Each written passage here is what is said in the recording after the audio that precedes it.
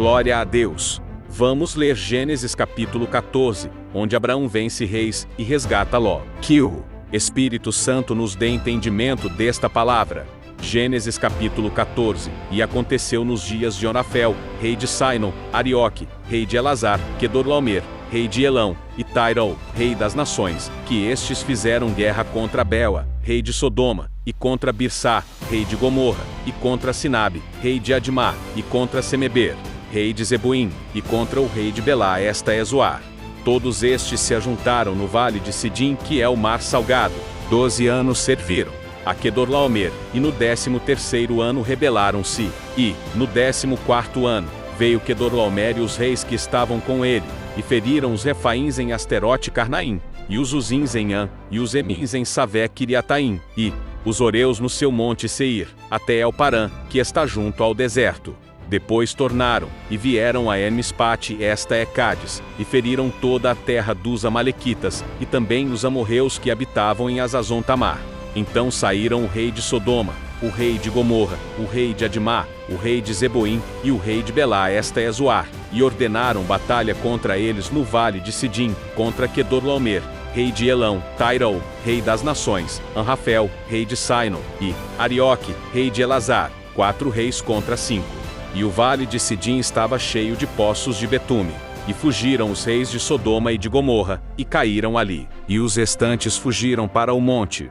E tomaram todos os bens de Sodoma e de Gomorra, e todo o seu mantimento, e foram-se. Também tomaram a Ló, filho do irmão de Abrão, que habitava em Sodoma, e os seus bens, e foram-se. Então veio um que escapara, e o contou a Abrão, o hebreu. Ele habitava junto dos carvalhais de Manre, o amorreu, irmão de Escol e de Aner, os quais eram confederados de Abrão.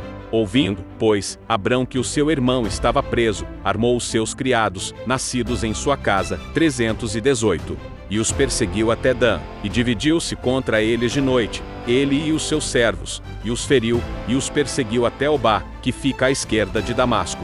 E tornou a trazer todos os bens, e tornou a trazer também a Ló, seu irmão, e os seus bens, e também as mulheres e o povo. E o rei de Sodoma saiu-lhe ao encontro, depois que voltou de ferir a Quedorlaomer, e aos reis que estavam com ele, ao vale de Savé, que é o vale do rei.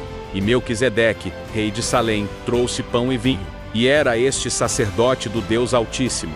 E abençoou, e disse: Bendito seja Abrão do Deus Altíssimo, o possuidor dos céus e da terra. E bendito seja o Deus Altíssimo, que entregou os teus inimigos nas tuas mãos. E deu-lhe o dízimo de tudo. E o rei de Sodoma disse a Abrão: Dá-me as pessoas, e os bens toma para ti.